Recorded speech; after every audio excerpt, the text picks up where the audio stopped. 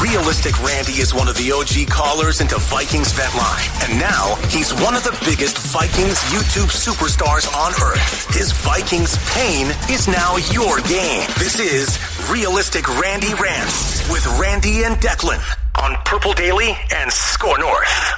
Well, Realistic Randy, it was bound to happen eventually. For the first time, we have a sad Monday to talk about here on the Purple Daily YouTube channel. This is Realistic Randy Rants with my guy, Realistic Randy. I'm Declan Goff. You can find these every Monday right here on the Purple Daily YouTube channel. Randy, I already voiced my opinions to Mackie and Jetta. I'll share that with you here in a little bit after I hear your opening rant. But after kind of taking about 20 some hours or so after the ass kicking that was at US Bank Stadium from the Dallas Cowboys, what was your takeaway from that? Or was it just an ass kicking? What did you see there? So last night's game was, in my experience as a Vikings fan, the third time that this happened. 2000 NFC Championship game, 41 donut. That's the first year that I became a Vikings fan. And I said, it's okay. It's all right. It's only going to get better. 2017 NFC Championship game, 38-7. Boy, I was hot. Seething, heated, raging. Are you kidding me? Expletives all over the place that I won't say on this channel. And then last night, I don't know if I've evolved into a third stage of Vikings fandom where I watched that game and I said, okay, I guess this is just our destiny. Doesn't matter what players are on the team. Doesn't matter who the head coach is. And I tell you what, watching that game last night, it made me think of a movie that came out in 2009, Drag Me to Hell. If you have never seen it or never heard of it, congratulations. You're winning. Okay. Okay. I went out and saw it in theaters. Okay. It's a horror movie or a comedy horror, whatever the hell it is. I said, all right. They promoted the hell out of it. It looked like it was going to be good. I said, I'm going to go check this out. Okay. Declan Goff, that movie was so bad from the jump. And I convinced myself that just stick around. It's going to get better. It's going to get better. And then after about an hour and 15 minutes, a goat got possessed and started talking and trying to curse the people all across the earth. In which that point I said, I've had enough. I'm done. I walked out of that theater. That brings me to last night. The only reason I did not turn that game off after the Tony Pollard 68-yard catch and run touchdown score, the only reason I did not turn that game off last night is because what we're doing right now. We're content creators. We cover the Vikings. We have to talk about this team. Last night, it was so embarrassing. TJ Hawkinson, back-to-back drop passes. You know what? After the week 2 game, when Irv Smith Jr. dropped that catch for what probably would have resulted in a touchdown, when we traded for Hawkinson, I said, don't got to worry about that anymore. We are good. Back-to-back drops. Are you kidding me? Right in the hands. Badly beat in the trenches. There was nowhere you could look at on this team and say, okay, we're good. At least this is something we can look forward to in the future. It was bad all around. And we're going to get into the nitty gritty as far as the specifics I have for both offense and defense as far as what needs to change for the rest of this season. I'm going to chalk this up to things happen. They're going to get better. 7 games left until the playoffs go. But that was such a letdown. And I don't care. I get that we've been talking about the media and the lack of respect that we have gotten on the Vikings side. And to some degree, if you want to be embarrassed as far as what they're going to say about you now, that's fine. I don't give a damn about that. You should be embarrassed for yourselves as a team. That was embarrassing. I mean, you had fans travel out from wherever the hell to come watch you play. And the performance that we saw last night is like, you don't belong on the football field. You don't belong on your own field at US Bank Stadium. You got owned. You got punked last night by the Dallas Cowboys. So I don't think the sky is falling. I think things are certainly going to get better. We don't forget, we can't pretend that the Vikings also did not just beat the Buffalo Bills on the road the week prior to that. That's a damn good team.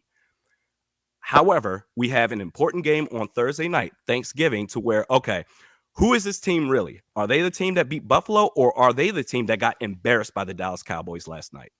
Yeah, they were literally, I like your metaphor of from that horrible Justin Long movie of Drag Me to Hell. Yeah, they were drugged to hell. I've seen bits, and now that I just like read briefly the Wikipedia summary, I was like, oh, I've seen this like on TV, and I haven't seen it start to finish, but I know what you're talking about. Yeah, I mean, it was an ass kicking. It stinks. I think every Every good team takes one on the chin every once in a while. Like unless you go like 15-1 or you're the 16-0 Patriots who ended up losing in a Super Bowl, like every team is going to take something on the chin.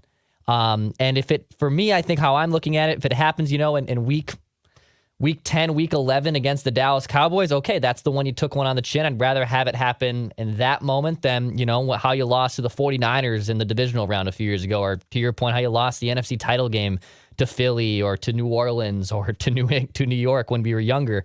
I don't look at it as the sky is falling and this is now the new season and, oh my God, the train's going to come off the tracks. You took one on the chin. It stinks. Now, how do you respond? How do you go out and play Bill Belichick against also another really, really good defense? I know that offense is pretty putrid. They didn't score a single point yesterday in that debacle against the Jets where the Jets won basically on a last-second punt return touchdown. But that's still a really good defense. It's against the best coach of all time. I can forget, for the most part, everything that happened yesterday on Sunday against a Mike McCarthy-led Dallas Cowboys team if you go out and you respond appropriately and in the right ways against Bill Belichick on short rest, still in your own home building, by the way. Like, if the Vikings had to travel to New England for this, I would probably be sweating this a little bit more. That would stink, right? You're probably be playing in the cold. It's going to be windy. How do you respond there? You're still at home. You can still make up for this. So, yeah, it was a bad loss in terms of just morale, like to your point. I wasn't as heated against I don't know why I wasn't as heated against the Eagles in the NFC title game. I don't know why. I was more heated against the Saints. I wasn't that heated. I don't understand why I wasn't that heated. I was depressed for sure. You sat there just willy-nilly during that game. Wow. I thought everything was going to be fine up until the last play of the first half when Alshon Jeffrey hauled in and I was like, oh crap, now it's over. Yeah. I was seconds before that play, I said, just go into the half like this, and actually, I think you'll be fine. You'll be able to rally. And then that Alshon Jeffrey play happened, and I was like, okay, I'm just depressed now. But I wasn't that angry. But yesterday was that, just sitting and sulking and just having to watch all that. Yeah, that stunk. But I think long term, this doesn't define the Vikings. This is a blip on the radar, and I think they'll get better. I think they'll get back on Thursday against New England. Well, you got to make adjustments. So the specifics I have on offense and defense. I want to start with defense. Okay. I don't know why, coincidentally, we've had the same problem the previous 2 years and why it's repeating itself right now. I want to know, and I understand that big picture, I'm just a layman here. I don't understand football like the coaching staff. And I'm coming at it from the standpoint of there was a time that I would raise all holy hell and I'd be raging. I'm not doing that. This is all respect. What is the benefit of having your corners play 7 yards off their man pre-snap? And what makes it more infuriating is that they'll do it every single down, 2nd and short, 3rd and short to get the first down, 6-7 yards off. That's okay. Right. That's easy money for the receivers every single time. You don't have the right, if you're Ed Donatel, to act shocked. You have to make adjustments. And then furthermore, why don't this team dial up more blitz packages? I looked this up on Pro Football Reference. The Minnesota Vikings have the 7th fewest blitz attempts league-wide. That's unacceptable.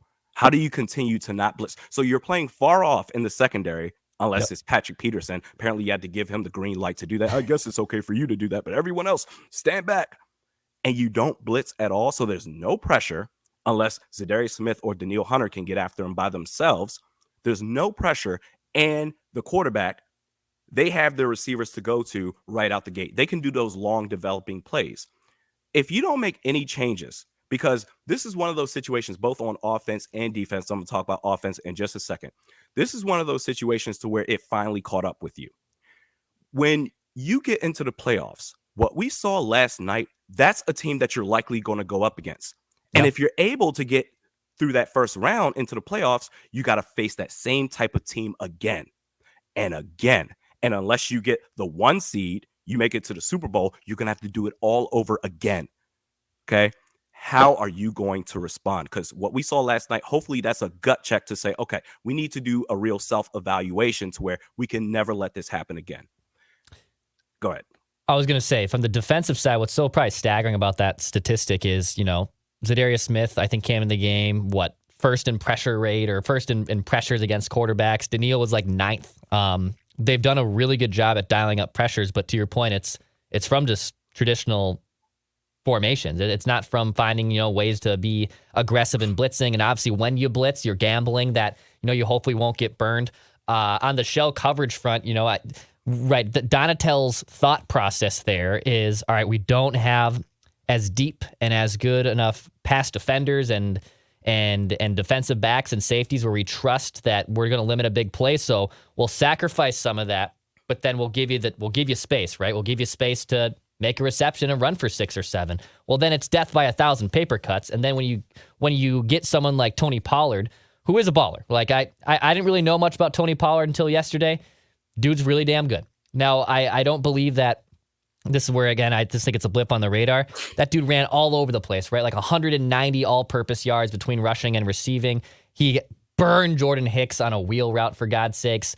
I just don't think that that's sustainable, and I don't think that that's cause for panic. Is the Vikings defense really good? Is it legit? No. But is it passable, and can they do things well enough for this team to win football games and to be a Super Bowl team? I think it can when it's playing it to its right potential.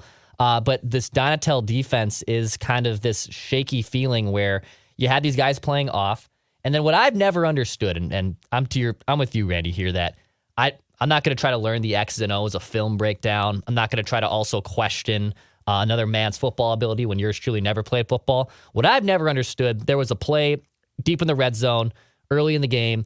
The Cowboys threw it. I don't know if it was the CeeDee Lamb, but they were targeting Booth, obviously, all game long, right? So they threw it behind the line of scrimmage, and you're going right at him. So you're Andrew Booth. You're going right at him. Why do we go low? Why don't you wrap him up? I don't ever understood the whole thing of I'm gonna now try to chomp the tree down. It's like, dude, wrap him up. You got a straight beeline at him. Yeah, like, is he shaky and is he elusive and he's an athlete? Of course he is. But why are you limiting your chance of trying to tackle him by going low? So there's a lot of things I think with that defense that just really make you scratch your head and probably, twist up your paper, getting really frustrated trying to watch every Sunday. Too often, Andrew Booth Jr., the last 2 games, Dallas and Buffalo last week, he's been left on an island. He can't cover and he can't tackle. Talking about coaching, this is a change you can make right now. The only reason that I can see the Vikings justifying continue playing this man is because he's a 2nd-round pick. It's kind of like the Rick Spielman era. Well, we drafted this guy high. He has to play. Damn it. Play Duke Shelley. My God, at least he made a play in Buffalo last week. Andrew Booth Jr. has shown nothing to suggest, and certainly he can get better, but it was just infuriating to watch him play so far off. Can't tackle, can't cover. He's a liability, but yet they continue to do the same damn thing. And then on offense, okay. I think for most of this season, the Vikings, they have had the benefit of the scripted drive to work with. The scripted drive, they can march up the field, first possession, they score a touchdown. And then after that, the play calling gets dicey. But you know what? You're still up 7-0, or you get a field goal later on.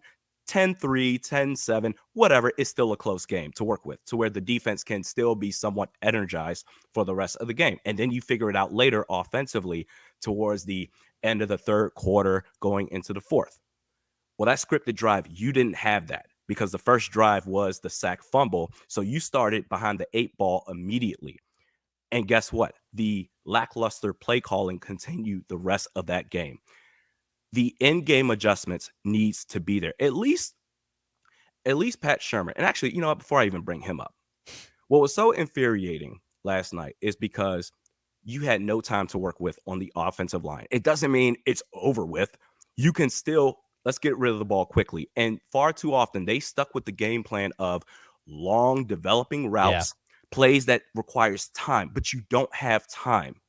And my God, at one point, they did a play action under center. You don't have any time to work with, and you're surprised that he got sacked. Why don't you make any changes? Which brings up the point of Pat Shurmur. Pat Shurmur, offensive coordinator in 2016. This was after Norv Turner left, got fired. I don't know what the hell happened there. Pat Shurmur at least recognized the offensive line is not working here. Let's get rid of the ball quickly for a quarterback like Sam Bradford, who does have injury issues in his career. Let's get rid of the ball quickly. And guess what? You finish 8-8, not a successful year, but you made the most of it. Sam Bradford that season set the all-time completion rate in a single season that year anyway. I think Drew Brees broke it the year after that. Why? Get rid of the ball quickly. Why couldn't you do that? Let's do slants. Let's do screen passes. Let's do whatever we can to counter this pass rush. As long as we can get the ball to our playmakers, you still have great playmakers out there. As long as we can get it to them, it's going to be more of a requirement for them to get yards after the catch and make things happen more than they normally do outside of, okay, go deep, intermediate routes. That's not available today. But they stuck with it. They stuck with the, okay, long developing routes. We're good. We're good. And what's really disappointing is Kevin O'Connell. Okay, we have yet to see that quality play calling from start to finish. We have yet to see that. And especially last night, I forget anyway. You have Kevin O'Connell and you have Wes Phillips in tandem to work with, to say, okay, let's figure this out. And y'all both came together and said, what we're doing right now in this game against Dallas, we're getting our asses kicked. Let's keep doing the same damn thing. Are you kidding me? So if you keep doing that, guess what? You're going to make it to the playoffs. But the peak of your success this season, one and done in the playoffs. It felt a lot like a DiFilippo offense to me. I know you brought up Shermer and it felt like the DiFilippo thing where it was 7 and 5 7-step drops. It was waiting for Kirk and he's rolling out. He can't feel the pressure, and hell, maybe. And this is the weird part where it's kind of a conundrum. Maybe Kirk is getting so used to not being pressured that he wasn't ready for the pressure. Like he wasn't ready to expect Micah Parsons to be behind him. Now I would assume when you're game planning for one of the best defensive players in the NFL in Micah Parsons and a deep defense in general that has playmakers and get after the quarterback, that you probably should have been aware of that. But it was pretty mind-blowing watching them continually going to these 5-7 drops, knowing also, by the way, that Dallas has not been able to stop the run at all. And Dalvin was cooking up a pretty nice day, and they kind of abandoned that early on. I thought it was a very clunky performance from KOC. And what I was having another just conundrum with that I explained to Mackie and Judd today was I kind of want to give Mike McCarthy some of the benefit of the doubt that he's won a Super Bowl and he's coached, probably 200, 300, whatever it is, NFL games. But it's also Mike McCarthy, and he's kind of a dummy. And he even calls a timeout that gets you a review. And Kevin O'Connell couldn't cook up enough stew to make Mike McCarthy not look like a buffoon that he usually is. So I thought it was probably his worst game as a coach, and obviously he probably would tell you that too on his short resume as the head coach of the Vikings. Because at least in the Philly game, you had opportunities to come back in that, and also there was times where you were on the doorstep and Kirk just had a couple really bad throws that melted things down. This was a complete butt whooping from start to finish. And because you were obviously watching this out of market, it changed the channel for you, right? Did CBS change the channel for you? No, see, I have Sunday ticket. So Okay. I watched it off of the broadcast. So I watched that game from start to finish. I even saw Nick Mullins come in. I said, oh boy. It got to the point where I just said, okay, I can't turn the game off because I have to talk about this team, but I can start getting ready for the video that I did last night ahead of time. My goodness. I don't know if this was after I think this was after the second Zeke touchdown to where the Cowboys went up 37-3. I think this was in the third quarter, to which I said, my God, there's still a quarter and a half of this game left to go. Are you kidding me? But beyond the play calling, this is on the head coach, Kevin O'Connell. Nobody on your team was prepared. The coaching staff, the players, nobody. The only individuals that showed up to really put their hearts out there were the fans and the staff that put the field together and the concession stands. Everybody else but the damn team showed up, and that's embarrassing. You can never let that happen again. That's why the silver lining in all of that is you are now forced to do a self-evaluation to where you say, okay, because all the problems we saw last night, it was a problem this entire season, but the Vikings, they were 8-1. So it's okay. We're still winning games. Yeah. Who the hell cares? This now forces you, I'm hoping, best case scenario, to say, okay, we have to address this head on, all the issues we saw last night. How can we change that to where it never happens again? Otherwise, if you go into the next game, especially against the Patriots, we'll talk about that in just a second. If you go into the next game and the game after that, and the game after that, the rest of the year we're just going to keep doing the same old Vikings football. Scripted drive, yeah, you know what, Yeah. a little bit dicey play calling, and maybe get wins. This season is going to turn into a disaster, meaning that you didn't go as far as you could have, and that's going to be a major letdown. Absolutely. Yeah, let's get into this little preview of the Vikings Patriots game on Thanksgiving and why it's a must win. But by the way, Realistic Randy Rants and Purple Daily, sponsored by our friends at Park Tavern, a new sponsor here on Purple Daily. They have some of the best wings in town. They got some great bowling. They have event centers. They have TVs. They're even going to be opening on Thanksgiving. So maybe if you're trying to avoid the family or you need to get out of the house because you're so sick of your crazy uncles and aunts and cousins talking God knows what, go check out Park Tavern. It's off Highway 7 in Louisiana in St. Louis Park. Great selection of food, great selection of fun, awesome set of TVs to go watch Vikings games. Go check out Park Tavern. Shout out to them for helping sponsor Score North and Purple Daily. Yeah, Randy, this is now a bounce back win and a must win for the Vikings. Patriots are still a good defense. Mac Jones, I don't trust. They didn't score, we said off the top, they didn't score a single offensive point yesterday in their weird loss. The Jets, just a field goal. Was their only points, I believe, that they scored right yesterday. So they haven't shown that offense can score. But hell, that's a good defense. Like, if you thought it was going to get easier here, they got the Jets, they have the Patriots. There's a lot of good tests that they can prove that they can bounce back from. Now, I think the bad news here, and maybe we'll just start with the bad, is you're going to be without Christian Darrisaw, probably even for the next few games. I know they'll have they won't play this weekend. I would even be shocked if he suits up for the Jets game the first week of December at this point. He might be able to be cleared by that, but I wouldn't bank on it. So you're without your starting tackle in Christian Darrisaw, and I know Blake Brandel got chewed up pretty good by Micah Parsons after Darrisaw went out. But can you still rebound and can you still limit those pressure rates without Christian Darrisaw? I think that would be maybe the one cause for concern, and if that leaky performance from Dallas maybe continues into the Patriots game. Well, you're going up against Matt Judon. So you go from Micah Parsons to Matt Judon. He's going to be a candidate for Defensive Player of the Year along with Micah Parsons. And yes, I can sit here and say Blake Brandel, oh my God, this is a disaster. But the offensive line last night as a whole was pathetic. Nobody showed up to play.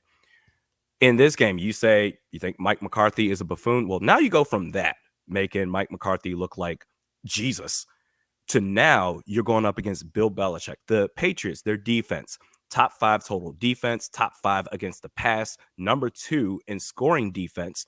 You go from a guy like Mike McCarthy to the greatest coach of all time. And again, I'm saying this with all due respect. I think Kevin O'Connell he's a great leader. I think he is the perfect guy. I mean, I guess even after what we saw last night, I think he's the perfect guy to get players ready to play. Absolutely. I think last night was a one-off. I will give him that. But the X's and O's behind him is still to be determined. The jury is still out. And you're going up against the greatest coach of all time, to where if you're playing checkers against a guy who is playing chess, you're going to get embarrassed again on a short week. Even though they've got a guy like Mac Jones, and I don't think he's a good football player at all, Belichick, he knows how to win in any way, shape, or form possible, whether it's great when he has Tom Brady or, goodness, they made it to the playoffs last year with Mac Jones. They can win in any way, shape, or form. So if you go out there and you have that stinker, if you don't have the scripted, in fact, plan on the scripted drive not working out. Okay, just plan. It's going to be a failure, 3 and out, whatever. What are you going to do after that? You've got to get better in your play calling. And Ed Donatel, I don't know. I go back and forth on this guy against Buffalo. My goodness, Patrick Peterson, he had a great game. But Ed Donatel, if you're going to not blitz and still have your corners play off, not named Peterson, at some point, if you're Kevin O'Connell, you are the head coach. You are responsible for this whole damn team. At some point, you have to say, Ed, whatever you're doing, do the exact opposite. Or maybe we need to make a change here. Yeah. And I just feel like this whole culture thing that they're building up, I don't know if he's going to do that. It's actually weird because I think in terms of the sides of the ball that have the capability to bounce back, I actually think the defense has more of a capability and a case to make that they can bounce back because the Patriots offense is so bad, right? I think they're also without starting offensive linemen, so they're banged up there. Right now the over under On this game, let's see here. The Vikings are 3-point favorites. I don't have the over-under in front of me right now, but I think it was 43 as of yesterday when the lines first started opening. So it's probably going to be like if the Vikings can get to 21 points, I would probably take their chances to win, right? If whoever got to 21 first probably wins this game. I don't think the Patriots have enough offense to dial up to get to 21 points, but I do think because it's a second-year QB in Mac Jones, who is obviously not as good as we maybe thought he was from his rookie year, I think the Vikings defense can make life hell for him. It's going to be loud at US Bank Stadium. He's never played there before. And yes, of course, he has the ultimate wild card in his background that Bill Belichick is his head coach, probably the greatest NFL coach of all time. But I actually think I like the Vikings' defensive chances of bouncing back and limiting Mac Jones. And then can the offense basically do enough? Like, can they? It's not like I don't expect the Vikings offense to light things up and Jefferson goes for, 10 catches, 190 yards again. Can they figure out a way to get to 17, 20 points or so? And I think the Vikings probably win the game. I like the Vikings' defensive chances to probably bounce back against New England. On a blank slate, yes. I guess the one thing I will say, devil's advocate, and I hate doing this because I really would just brush this off no matter what. But after what we saw last night, I got to say it. It's going to be on national TV. Yeah. I thought, okay, we have new head coach. Things are changing now. That old Vikings, it's over with. We're in a new age now. It's on national TV. Thanksgiving. Everybody's going to be watching prime time as well. So if you can't generate pressure, and it doesn't matter who you are at quarterback, if you're not going to face pressure, okay, if your offensive line can protect, and if your receivers have all the cushion in the world to make plays, any quarterback can look good against this team. That's why the point differential now, even though the Vikings, they're 8-2, the overall point differential for the Vikings is -2. That's insane. Every game they've played has essentially come down to the wire, regardless of who's been at quarterback. Play Vikings football, not even that. Make adjustments, play new Vikings football, be aggressive in the play calling, take what the defense gives you if you're Kevin O'Connell and Wes Phillips, and draw up a blitz once in a while. Play press. Because if you're not, then what we saw last night can happen again. I don't think it will, but this is a must-win game for Minnesota on Thursday. Absolutely. We talk about bounce back candidates, and I know his stats haven't been great this year, and he's led 2 fourth quarter comebacks in the last 3 games. But here's Kirk Cousins' stats in the last 3. So Washington, Buffalo, Dallas. 3 touchdowns, 3 picks, a quarterback rating of 73.9, which is awful, by the way. Like, that is horrible. Completion percentage is 56%. I think that's what the one area of Kirk where I've been a little surprised. It's not the fact that his touchdowns and passer rating have fallen off a little bit, because I just think sometimes those can be a little skewed. It's his accuracy. 56% is criminally low for a guy who's been historically really, really accurate. And I don't know if there's another 4th game in here where he plays this badly, right? This is the point I'm trying to make of him bouncing back. I think if he has played this poorly over the last 3 games, statistically, he has shown that he kind of typically bounces back. He did this earlier this year when he had, good but not great games against Detroit, New Orleans, Chicago, and then went against Miami and Arizona and put up great individual statistics, which led to Vikings wins. So actually, I like the chances, even though it's primetime. I know, knock on wood, and honestly expose me here in 5 days if I'm dead wrong. But I think I like the chances of Kirk Cousins not playing as poorly as he has for a 4th straight game against the Patriots. I also agree with you in the fact that whenever his back is against the wall, whenever he doesn't look great, he typically responds well in a positive light to where the Vikings, they're typically going to win that game. I do like the Vikings' chances now because it's a must-win game for this team after that embarrassing performance last night. But I do think, and in defense of Kirk Cousins, everybody was bad. Yeah. Not just him. Everybody. The offensive line. I know that, goodness, Christian Darrisaw, he was out. Brian O'Neill, he got pushed back. The whole interior offensive line, they were pathetic. Everybody played bad. But what I will say, to your point as far as, hey, Kirk Cousins, what's going on here, is that, okay, the play calling, not great by Kevin O'Connell. However, we have noted several times this season, Kirk Cousins has the power to audible. Okay, so if we're going to do these long developing plays, play action under center, you don't have time to work with, you know what's happening up front in the trenches. Your guys are getting beat badly. You can audible and say, okay, shotgun, quick passes, let's see what we can do with these type of plays. Instead, it just seemed like he was just going along for the ride. I never saw any points in time where Kirk said, hey, you know what? All these hand signals, let's change this. And the formation changed. I never saw that at all. It was, okay, coach said this, we're going to run it. You have the power to audible now. And he did not exercise that leadership. Yes, everyone was bad last night, but that was the most disappointing thing that I saw from Kirk Cousins last night. But I do think he'll bounce back on Thursday. Not to go completely again back to the Cowboys game, but I thought someone who just had a horrible game, and if he catches that first touchdown, it's different, is TJ Hawkinson. I mean, he drops a just gimme of a touchdown. I'll give him a little bit of a pass in the next play. I know Romo was saying like, oh, he's got to make that cut faster because Kirk had that ball there. It's like, I just think that was a missed throw from Kirk. I don't think that was Hawkinson's fault for not breaking the route clean enough. I think it was just a missed throw. But he misses that touchdown. It's a completely different game if he catches that for 6. He had a penalty too that kind of derailed things. They featured him a lot. He had 9 targets yesterday in the loss. And I've loved what I've seen. I'm not trying to downgrade of like, oh, now like get rid of him and this was a foolish trade. I love Hawkinson. I think he's going to be a great weapon and a secondary piece to Justin Jefferson here. I do too. But I kind of like his chances to probably bounce back against New England. But if he catches that touchdown, it's a completely different game, right? Like we're looking at a completely different outcome, most likely against Dallas, if you end up getting 6 and not having to kick the field goal for 3. See, I disagree with you. I think that second drop was on him. And I understand Kirk could have made a better throw. But if you're TJ Hawkinson, who we all recognize as, okay, this is a highly talented player, and he can be one of the better tight ends in the league. And if that is the case, if you're one of the best players at your position, they make that play last night. Back-to-back plays, especially, it's not always going to be perfect throws. You got to make adjustments. That was inexcusable from him. I saw flashes of Irv Smith Jr. before my eyes like never before. Week 2 against Philly. You got to make that play, and you had 2 chances to do it, and you failed. However, I still love the trade. I think he's going to blossom for this team, but you know what? It's not going to be peachy. The throws aren't going to be 100% accurate. If you are that damn good, as we all recognize, you make that play.